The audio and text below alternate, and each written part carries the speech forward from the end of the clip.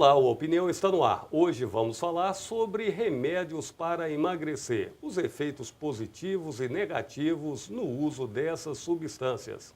Nosso entrevistado para falar sobre este assunto é o médico endocrinologista Alcari Simões Júnior, a quem agradecemos pela participação aqui em nosso programa. Seja bem-vindo, doutor Alcari. Sempre ao dispor, estamos, sempre que precisar, estaremos aí. Então, a gente tem acompanhado, né, aí pela mídia, em todos os veículos de comunicação, o que vem sendo chamado, considerado por algumas pessoas, uma certa ditadura, né, pela busca do corpo perfeito, as pessoas em busca de um corpo magro, sarado, né, o chamado corpo sarado. E isso acaba levando muitas pessoas a usarem remédios para emagrecer, muitas vezes de forma sem receituário médico. Quais são os riscos para a saúde quando ocorre essa automedicação? Na realidade, talvez a gente tenha que começar por um outro aspecto. Por que se implica tanto, né, com a obesidade? Né? Na visão médica, a obesidade realmente vem acompanhando uma série enorme de doenças crônicas, né, que vão encurtando a vida da pessoa e trazendo doenças paralelas, né? A obesidade, por exemplo, acompanha demais com hipertensão, acompanha demais com diabetes, acompanha demais com problemas, né, articulares, joelhos, etc. E é lógico que também, na nossa cultura, né, nós não somos, tem tribos indígenas que a beleza é exatamente a grande obesidade. A nossa beleza aqui é realmente o peso menor. Então, se aliam duas coisas, né? Uma da beleza no modelo brasileiro, né, de ser magro, e o aspecto médico de combater a obesidade. Então, muitas pessoas realmente resolvem, por conta própria, né, ficar mais magro do que precisa.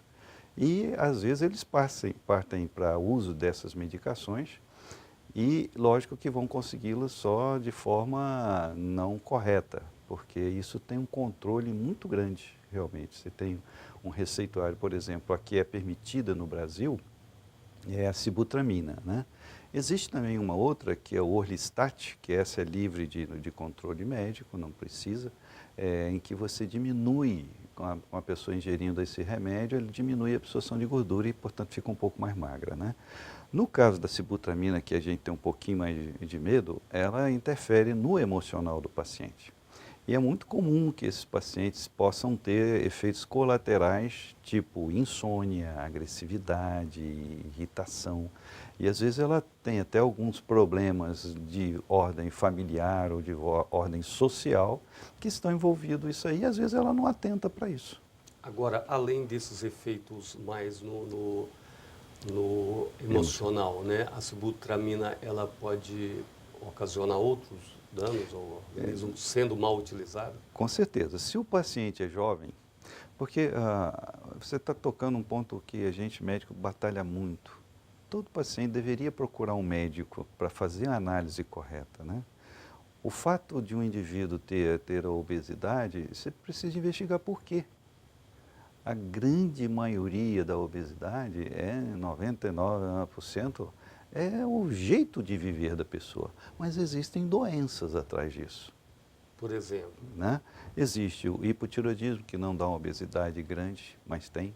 E existe algumas outras que a gente considera piores, são mais raras, como, por exemplo, na glândula suprarrenal, ela pode aumentar a produção de um hormônio em que ela engorda, principalmente o tórax, né? E os membros geralmente são finos, vem com hipertensão, vem também com estrias e etc. Então, e às vezes o diabetes. Então, o paciente, não é o frequente, por isso que as pessoas acabam abusando. Na minha vida aqui profissional, né, eu já tive uns 2 casos assim, mas um talvez valha até a pena citá-lo, né? É um caso interessante, que é uma moça que me procurou já estar cansada de fazer tratamento de obesidade, 24, 25 anos, e levemente hipertensa, e me procurou para que eu desse uma autorização para fazer a cirurgia bariátrica, que é um caso extremo de você operar. E eu identifiquei que ela estava um pouquinho hipertensa, a glicose um pouquinho alta, e resolvi investigar. E ela tinha um pequeno tumor nessa glândula chamada adrenal. Quer dizer, se eu simplesmente autorizo, ela fazer a cirurgia bariátrica, ela ia continuar com o problema. Então ela operou, retirou aquele problema e ela emagreceu. São várias causas. São né? várias causas. É porque, estatisticamente, isso é raro. Né? Então a pessoa opta, né, pelo mais simples. Mas tem uma coisa muito interessante que o público precisa de saber, é que o peso ele tem que ter um equilíbrio. Quando o indivíduo é magro demais, se ele não tiver nenhum atropelo, alguma doença, etc., tudo bem. Mas se ele tiver um acidente, né, ele tem um organismo mais frágil para poder sobreviver em condições adversas. Então, a gente médico, quando o paciente vai no nosso consultório, fica com essa ideia, a gente coloca isso para eles, porque a visão do médico não é uma visão imediatista. Né? A nossa preocupação é uma preocupação com o tempo todo de vida da pessoa. Da mesma forma que a gente combate a obesidade infantil, a obesidade da puberdade, por que quem está fazendo isso? A criança não tem aparentemente problema. Porque a gente sabe que esse indivíduo, quando chegar aos 40 e poucos, 50 anos, ele tem mais chance de ter doenças que vão incapacitá-lo, vão tirá-lo, né, do seu convívio normal. Agora, então, a sibutramina, no caso das pessoas mais jovens, o senhor disse que pode provocar essa coisa, né, da irritação e tal. As pessoas de mais idade? Ela, inclusive, em bula, né? Você sabe que ela foi combatida fortemente no governo, quiseram até tirá-la, né? E a Sociedade Brasileira de Endocrinologia e a ABESO, que é uma sociedade que estuda a obesidade, mandou documentos para a Anvisa no sentido de que não acontecesse isso. Porque nós médicos, quando nós vamos usar essa medicação, a gente analisa os riscos e benefícios. Né? Então, por exemplo, o indivíduo que tem uma doença coronariana, esses infartos, angina, doença vascular cerebral, etc., hipertensão, eles são mais velhos, eles têm tendência a essas doenças a causar mais complicações. E a sibutramina, ela aumenta um pouquinho a frequência cardíaca, aumenta um pouquinho a pressão arterial. Se o indivíduo estava num limite, ele pode desencadear. E tem estudos mesmo que mostraram isso. Eles se basearam para tentar tirar a sibutramina do mercado exatamente, né, em estudos que mostravam que aumentava um pouco mais a frequência de infartados nesse grupo de mais gravidade, que nós médicos já não usaríamos. Daí a briga, né, vamos dizer... Ela não foi retirada do mercado, não, continua... Continua, mas com uma restrição enorme. É um receituário especial chamado Azul B2. A pessoa tem que assinar um termo de responsabilidade, e sabendo que é uma medicação que tem riscos, etc., que nós normalmente fazemos. Né? A vantagem que a gente viu nisso é tirar a simplicidade das coisas. Realmente estavam abusando, usando em pessoas que não têm indicação. Então, hoje, por exemplo, quando é que você pensa em usar uma medicação para tratamento de obesidade? Quando o marcador de obesidade, que é uma regra mundial, chamado IMC, Índice de Massa Corpórea, supera 30. Né? Então, por exemplo, se você divide o seu peso em quilos pela sua altura em metros 2 vezes, você tem o IMC. Se esse IMC está acima de 30, você tem indicação de usar essas medicações. E realmente são benéficas, porque o paciente, mesmo hipertenso, se ele é jovem e você ajuda ele a perder peso, ele melhora a pressão arterial. O senhor acha que a mídia, esse bombardeio, né, publicitário, pode influir no emocional? Pode, mas é aquela velha história, né, Wanderlei? A sua estrutura de família é que vai regrar essas coisas, né? Você está vendo que a sua filha está dando mais valor a uma determinada coisa, senta com ela, né? Minha filha, tudo bem, mas vamos trabalhar aqui. Eu não vejo nenhum mal em você querer ser sarado, bonita. Pelo contrário, a gente estimula, isso é muito bom. Pessoa que cuida da saúde, tem a sua atividade física, isso é muito bom. Você sabe que a atividade física, a pessoa olhando para si, se sentindo bem, ela tem mais endorfina, ela vive mais, ela é mais tranquila. Isso a gente comprova mesmo. A questão é a pessoa querer estar num estado estético desse, usando de formas artificiais. Artificiais. Né? E até o inverso, né? Aquele que é um pouquinho mais magro, que usa bombas, nós estamos fazendo um contraponto disso. Né? O que quer ficar forte. Quer ficar fortão. Não tem sentido isso, porque esse medicamento, os medicamentos chamados anabolizantes, eles vão levar também a problemas, né?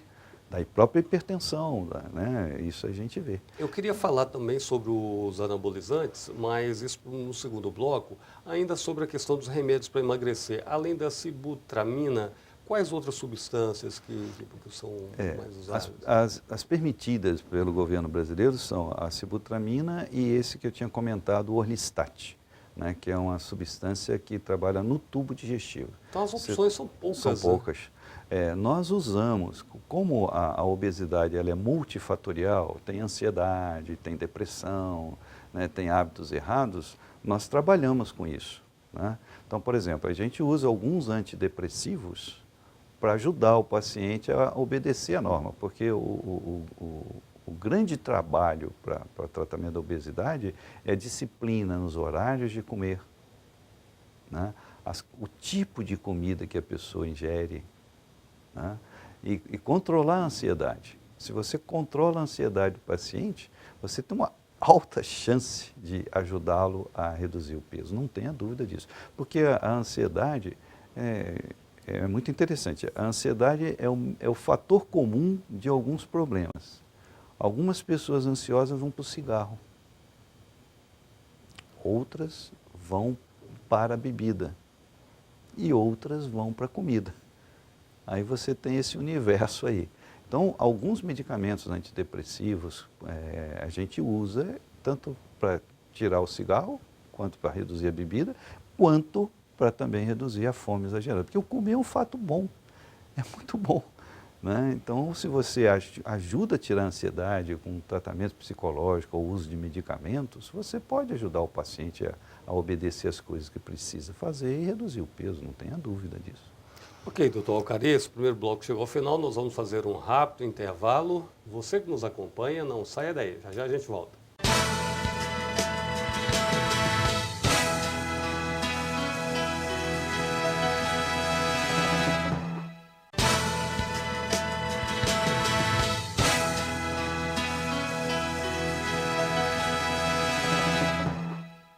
Estamos de volta com a opinião, hoje falando sobre remédios para emagrecer. Quais são os aspectos positivos e negativos no uso desses medicamentos? Quem fala sobre o assunto é o médico endocrinologista, Dr. Alcarice Simões Júnior.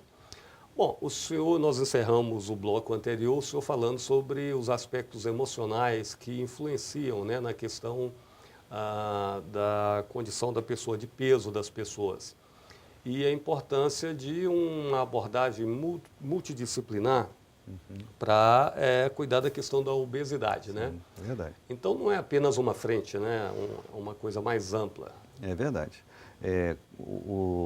A obesidade é sempre um desafio, né? E é muito comum que o paciente retorne à sua obesidade, trata, fica entusiasmado, perde o peso, fica feliz e daqui a pouco ele começa a esquecer e a obesidade vai chegando.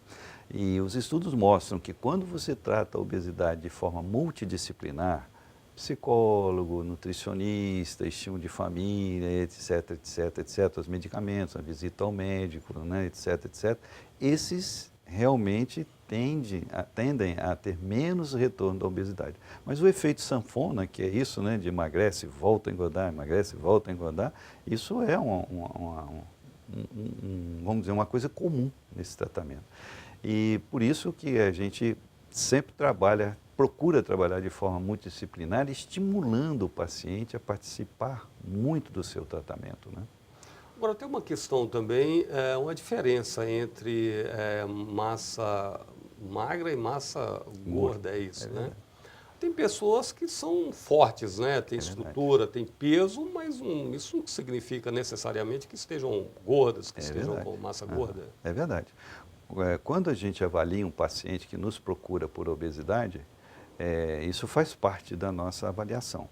Existem exames que a gente faz, existe a bioimpedância, existe um tipo de densitometria que avalia isso, existe a ressonância magnética, existe a tomografia, que são exames um pouco mais caros, e a ultrassom, porque além da gente ver a quantidade de gordura, a gente analisa aonde tem mais gordura. Porque existe a chamada gordura subcutânea, né? são os obesos chamados ginecoides, né? Esses obesos, também chamados de pera, esses obesos, essa gordura, ela tem menos relação com as doenças cardiovasculares e o diabetes. Tem relação com outras doenças? Tem mais relação com a sobrecarga no aparelho osteomuscular. Então tem mais relação com artrose de joelhos, problema de coluna, dores nos pés e assim por diante. E existe a obesidade em que você tem a chamada gordura visceral. É a mais interna, é aquela da barriga. A gente diz que é o obeso, em vez de pera, o obeso maçã. Ele é gordinho no meio, né, do corpo e relativamente magro. Essa obesidade, né, chamada de gordura visceral, ela tem relação muito mais forte com as doenças cardiovasculares, com a hipertensão, com diabetes do que a outra. Existe também o obeso magro, existe isso? Seria, né?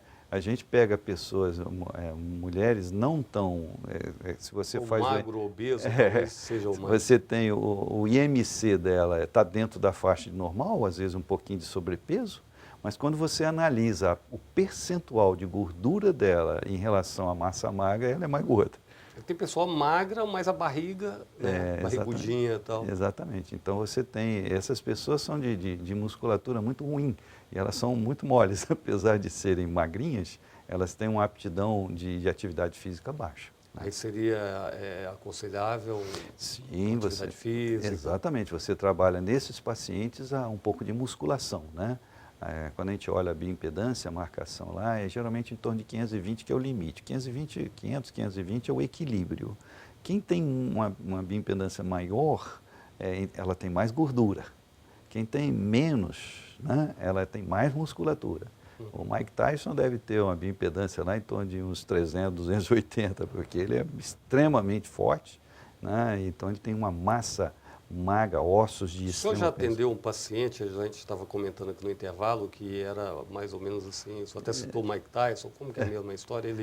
Ele não era gordo, mas tinha... Ele era mais forte, era um paciente que me procurou, ele tinha, não me lembro certinho, mas em torno de 1,70 m, 1,72 m, e estava com 96 quilos. Ele veio para mim pensando que estava bastante pesado. Quando a gente colocou a bioimpedância dele, fez o exame dele, nós verificamos que ele precisava perder em torno de 4 a 6 quilos só para chegar num peso bom. É porque ele tinha uma estrutura osteomuscular muito, muito forte. Esse não tem problema, é um indivíduo que geralmente você não tem muita relação. Se ele não é hipertenso por outra causa, não tem tanta importância. Questão dos infartos, pessoas que se infartam com as taxas normais, acontece? Isso é extremamente frequente. É um erro as pessoas pensarem, porque estão com o peso certo, né, elas não vão ter problema. É comum. Mas eu digo com colesterol normal, triglicerídeo. Um bom número de pessoas que infartam e têm AVCs, elas têm o colesterol e o triglicerídeo normal. E tem pessoas que estão com essas taxas um pouco desreguladas e não se infartam? E não se infartam. E por que isso acontece? Porque outras coisas influenciam? Exatamente, é o padrão genético, porque a vida é uma renovação, né?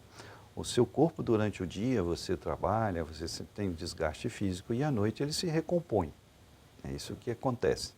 E essa recomposição, ela depende do seu estado nutricional, do seu estado de humor. Você tem também os chamados fatores. Qual é a grande luta da gente como médico em termos de impedir a velhice? É proteger os vasos sanguíneos. Os vasos sanguíneos, eles têm umas camadas, a camada interna, né, chamada a camada íntima, tem a camada média e tem a camada externa. A camada interna, a íntima, é onde a gordura pode acumular. Às vezes o indivíduo tem taxas de colesterol baixas, mas quando a gordura entra ali, ela não tem geneticamente mecanismo de retirar aquela gordura. Fica como uma graxa. Ela acumula mais do que em outros. Tem pessoas que têm um colesterol mais alto e não infiltra tanto. Só para você ter uma ideia, o diabético, por exemplo, que tem uma taxa de colesterol igual ao do indivíduo normal, a gente dá remédio para ele baixar o colesterol mesmo estando normal. Por quê? Porque a gordura que tem no paciente diabético, a gente diz que ela é mais aterogênica, ela entope mais o vaso, porque ela é de tamanho menor, ela infiltra. Então, com isso, você vê que a gente tem aspectos para serem analisados individualmente. Daí a importância, né, do atendimento. Às vezes, mas doutor, minha taxa está normal, o senhor está querendo que eu tome remédio? Sim, você fuma. Sim, sua pressão um pouco alta. Sim, você tem uma glicose um pouco alta. Sim, você tem uma história familiar ruim para isso. Então Um- você tem indicação de Uma fazer. pessoa com o colesterol um pouco mais para cima, tal, mas que a pressão dele seja 12/8, por exemplo, ele Normal. pode acontecer isso e uma pessoa com colesterol normal ter a pressão alta? Pode acontecer isso? Perfeitamente. Quando você avalia, faz uma consulta médica, você avalia com o paciente todo o aspecto, doenças que ele já teve, né, história na família, né, então tudo isso vai trazer informações importantes. Veja como é diferente. Você pergunta ao paciente, os seus pais estão vivos? Sim, meus pais estão vivos. Qual a idade que eles estão? 85 anos o papai, mamãe 82. Tem alguma coisa? Nada. Olha, um outro paciente diz, você pergunta, como é que está seu pai? Ah, meu pai faleceu. Ué, mas o que houve? De que e com que idade? Aí ele fala assim, meu pai faleceu com infarto aos 62 anos. Já é um É indicador. completamente diferente. Seu pai fumava? Não, não fumava. A alerta da gente é maior ainda, porque o cigarro, o tabagismo é uma coisa que envelhece. Todo mundo fica preocupado com o cigarro aí no pulmão, mas o que ele faz em termos de vaso sanguíneo é um estrago muito maior. Por isso que a pele fica, né? Eu cheguei a ver isso na residência, né, no Rio de Janeiro. Eu me lembro quando começaram a se estudar isso, o professor da gente colocava um aparelhinho no dedo e verificava a quantidade de sangue que circulava na ponta do dedo e mandava o colega fumar. Fechava. Você diminui a microcirculação e é lógico que isso vai envelhecer a pele, vai envelhecer os tecidos. O fato de alguns indivíduos fumarem desde cedo e chegarem aos 90 anos não deve ser. Isso é fora É um mero. mero É uma caos. exceção. É uma exceção. Não é uma regra. Você não deve utilizar isso. Agora, doutor Alcari, vamos falar, temos aí 3 minutos, sobre a questão inversa, né? As pessoas que querem ficar fortes, vão para a academia, tomam, né, anabolizantes, o perigo disso. E tem também um aspecto positivo, que às vezes o anabolizante ele é indicado em algumas situações, né? Sem dúvida. Mas começando pelo aspecto negativo e depois que o senhor dissesse também em que situações eles são indicados. Entra no mesmo processo da obesidade, né? A gente médico avalia o paciente e verifica que muitas vezes aquele indivíduo está com a relação peso-altura muito boa. Mas às vezes ele tem a imagem dele, não satisfaz, né? E aí ele parte para essas coisas. Aí é que vem o perigo, Vanderlei, porque às vezes eles vão conversar com pessoas que não são preparadas para isso. E que às vezes estão querendo até vender Estão aquele querendo produto, vender né? um produto, né? Essa coisa preocupa, né? Porque o que acontece? Eles não estão sabendo que você vem com um padrão genético, né, das suas taxas hormonais. E a gente, médico, a gente checa isso. Por exemplo, a testosterona, né? Esse jeito de ver lá. Se você for ver a taxa de testosterona, que é o hormônio masculino, ele varia de 250 a 950. Quem tem 850 não é mais homem do que quem tem 280 ou 300. A taxa dele é essa. E o marcador para isso, para nós vermos isso, é o LH, né, e a prolactina. Às vezes o indivíduo, o LH é um hormônio da hipófise que controla essa testosterona. Se você dá testosterona de fora, o seu LH baixa. Porque fica acomodado. Você está boa. Você não precisa, o seu cérebro interpreta que não precisa. Já está sendo suprido artificialmente. Exatamente. Então, se você usa essa testosterona por um longo tempo, o seu testículo, que é o lugar que mais produz a testosterona, praticamente o único, né? Ele vai diminuir de tamanho. Se você resolver parar de tomar testosterona, até o corpo liberar o LH, fazer esse testículo aquecer para repor, eles não entendem que o organismo ele vem com equilíbrio. Risco de câncer também, né, doutor? Sim, o uso exagerado do anabolizante, tem estudos que mostram aumento de chance de cânceres hepáticos, né? E às vezes, né, outra coisa que nesse bojo aí, o indivíduo que vai, malha demais, etc. E um perigo que a gente sempre alerta é o adolescente, o indivíduo antes dos 18 anos, que ainda tem as ossificações não perfeitas, ele põe o aparelho locomotor dele num regime de trabalho violento, que aquilo sofre microlesões, que ele não vai perceber. Mas chegou aos 45, 48 anos, em que esses valores já são totalmente superados, ele começa a ter problema no ombro, problema articular de punho. Ele não vai lembrar que foi aquele exagero lá Pode atrás. causar impotência sexual? Sim, se você usa os anabolizantes por muito tempo a ponto de dar atrofia testicular e ele para de usar anabolizante, ele tem menos libido, porque as taxas de hormônio dele vão baixar. Enfim, é uma coisa extremamente perigosa realmente. Né? Sem sentido, no entender da gente, interferir num organismo que vem saudável, né, e você interfere por um mero... Né, Ok, doutor Alcari Simões Júnior, médico endocrinologista, falando para a gente a respeito do uso de remédios para emagrecer, né? E também pessoas que, numa situação inversa, fazem uso aí de anabolizantes para se tornarem mais fortes. Agradecemos ao senhor pela participação aqui no programa Opinião, desejando aí sucesso no trabalho do senhor aí nessa área aí da endocrinologia. Obrigado. Você que nos acompanhou, obrigado pela sua audiência. O programa Opinião pode ser visto também pela internet. Nosso site é o www.al.es.gov.br e também o canal no YouTube, youtube.com/AlisComunicação. Até nosso próximo encontro.